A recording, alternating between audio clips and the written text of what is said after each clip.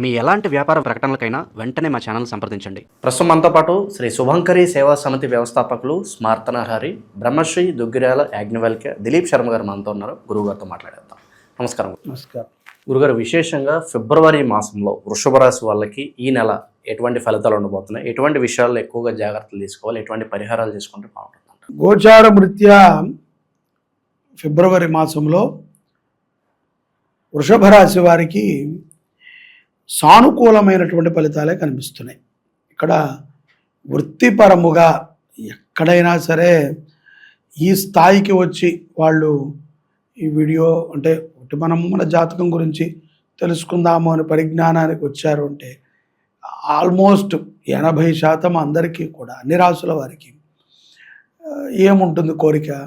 ఒకటి, మనకి సంపాదన ఎలా ఉంటుంది, రెండోది మన ఆరోగ్యం ఎలా ఉంటుంది, మూడో విషయం కుటుంబంతో మనం ఎంత బాగా నడపగలుగుతాం, నాలుగోది మనకేమన్నా ప్రమాదాలు ఉన్నాయా, ఐదోది ఏ విషయంలో మనం జాగ్రత్త పడాలి. ఇంతే.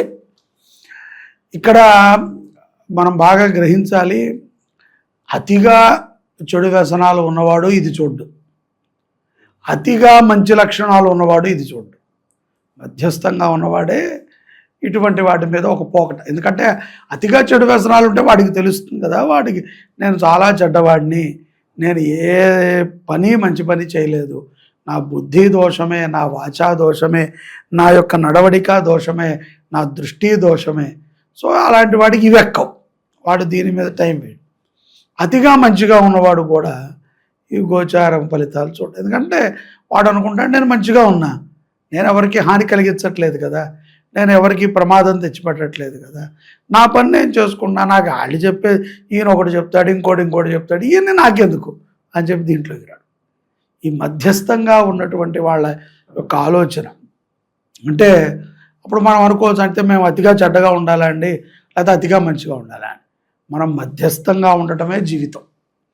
ఎప్పుడూ కూడా గ్రహాలు వాటి యొక్క ప్రభావాలు గోచారం రీత్యా జ్యోతిష్ శాస్త్రం అందరూ చెప్పేవాళ్ళు ప్రతి ఒక్కరికి తెలుసు, ఇది 40% పనిచేస్తుంది.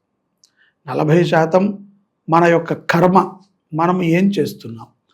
ఎవరికైనా హాని కలిగించాము అంటే వచ్చే జన్మలో చూసుకుందాం అన్నట్టు ఉండదు.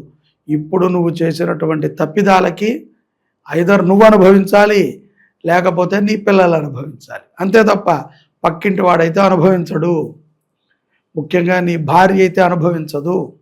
మనం అనుకుంటాం భార్య అనుభవిస్తుంది, భార్య పరస్త్రీ పరాయి యొక్క కుటుంబం నుంచి మన దగ్గరికి వచ్చినటువంటిది.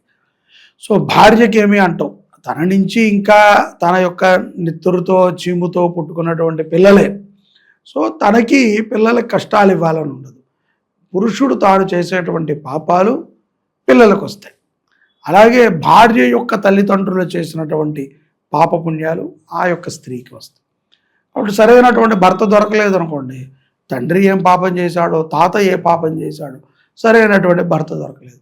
అలాగే సరైనటువంటి భార్య దొరకలేదు అనుకోండి, వీళ్ళ తండ్రి గారు ఏంటి, అంతే తప్ప నేను ఒక వెధవని, నా భార్య యొక్క పనికిరాంది అని మనం అనుకోకూడదు. గ్రహాలు ఎప్పుడూ కూడా నీకు చూపించడానికి, నీ కష్టసుఖాలు చూపించడానికే ఉంటాయి.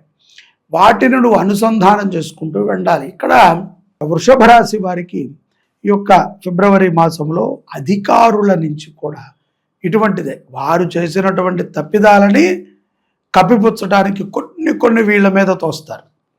తోసినప్పుడు వీడు దీన్ని ఎంతవరకు కాపాడుకుంటాడు, దీంట్లో వీడు నా మీద ప్రభావం చూపకుండా వీడు ఈ యొక్క కష్టం నుంచి బయటపడతాడా, నన్ను వీడు లేదండి మా సారే చేశాడు ఈ తప్పు అని అనకుండా వీడు దీన్ని ఎలా కప్పిపుచ్చుతాడు అనేటువంటి దాంట్లోనే వీడి యొక్క ఎదుగుదల ఉంటుంది.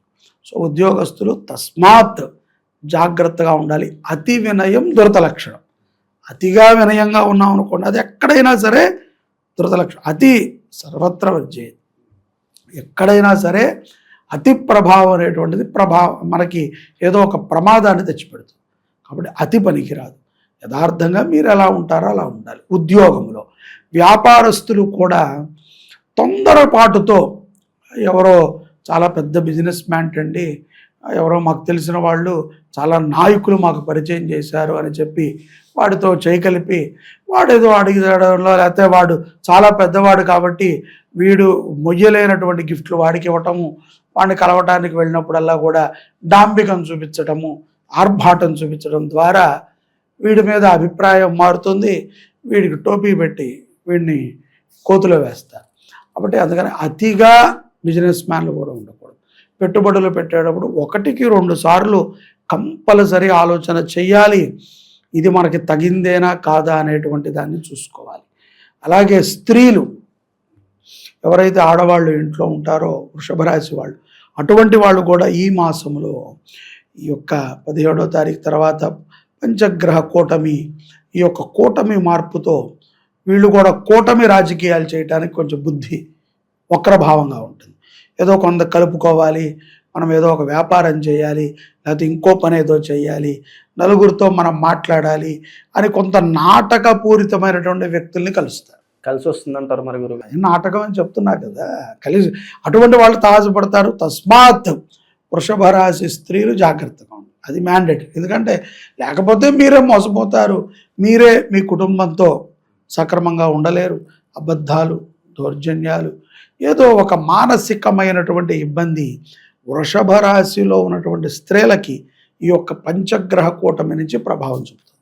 సో అందుకని కొంత జాగ్రత్తగా ఉండాలి. అలాగే ఆరోగ్యం పట్ల కూడా యంగ్ పీపుల్ ఎవరైతే యవ్వనస్తులు ఉన్నారో వాళ్ళకంటే వృద్ధులే ఆరోగ్యంగా ఉన్నారనిపిస్తుంది.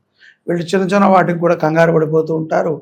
ఏదో అతిగా చెప్పాను, అతి అనేటువంటిది ముందు చెప్పినటువంటి కథ. అందుకనే అతి మనం ఎక్కడా కూడా అతిగా మంచితనంగా ఉన్నా, అతిగా చెడుతనంగా ఉన్నా మంచిది కాదు. మధ్యస్థంగా నడిచేటువంటి వృషభ రాశి జాతకులకి ఈ మాసంలో చాలా దివ్యమైనటువంటి ఈ అనుగ్రహాలు ఉంటాయి. ఉద్యోగస్తులకి కూడా చాలా మార్పులతో కూడుకున్నటువంటి లాభాలు ఉంటాయి. కాబట్టి జాగ్రత్తగా ఉండండి. తొందరపాటుతో దేంట్లో పడితే దాంట్లో వేలు పెట్టి వచ్చి రానటువంటి పనులు చేసి అబాసుపాలు కాకండి.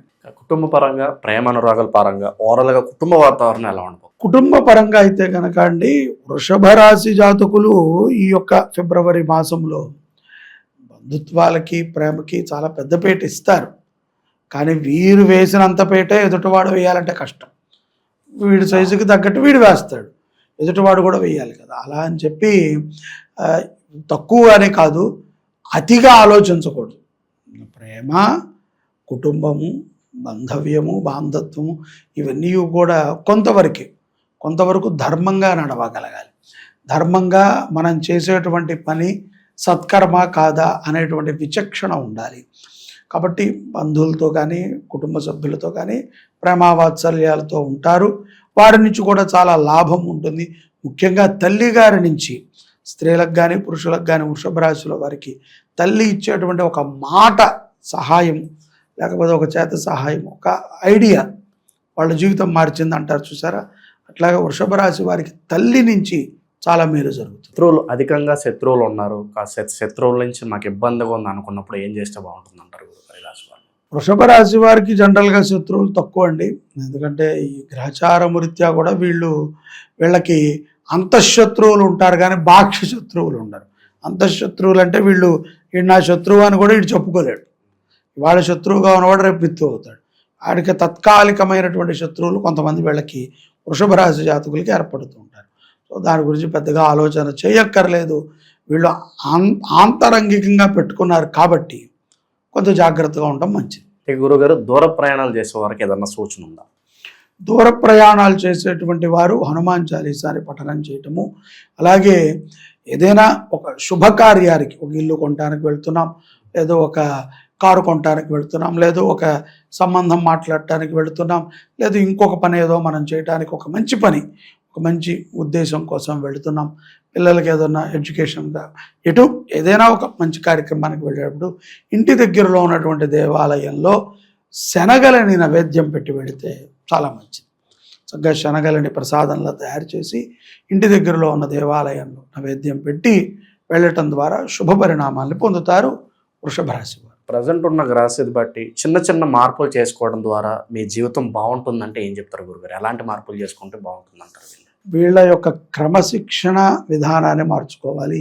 ముఖ్యంగా వీళ్ళు చేసేటువంటి పనులు, మాట్లాడేటువంటి ధోరణి, ఎదుట వాడికి గౌరవాన్ని ఇస్తూ మాట్లాడాలి. అది మినిమం మానవ కర్తవ్యం. అంతే తప్ప అందరినీ హీనంగా చూడటము, వీళ్ళే అటువంటి వాళ్ళు వృషభ రాశిలో ఎక్కువ మంది ఉంటారు. ఓ పొగరు, ఎవడైనా నవ్వినా కూడా మనం నవ్వటం ఏంటి అనేటువంటి ఒక పొగరు చూసారా, అది కొంత వీళ్ళకి మానవులని చూస్తే కలుగుతుంది. వీళ్ళు ఎక్కువగా జంతు ప్రేమికులై ఉంటారు. సో అందుకని కుక్కల్ని పెంచుకుంటాం, అంతే కుక్కనేలేండి, ఆవుని పెంచుకునే అంత మంచి మనస్కులు అయితే కాదు వృషభ రాశి జాతకులు.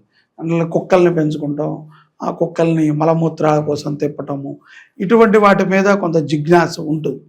కాబట్టి ఈ యొక్క శత్రువుల నుంచి వీళ్ళు బయటపడాలన్నా, ఏదైనా ఒక ధర్మమైనటువంటి మార్గంలో నడవాలన్నా శివారాధన మంచిది.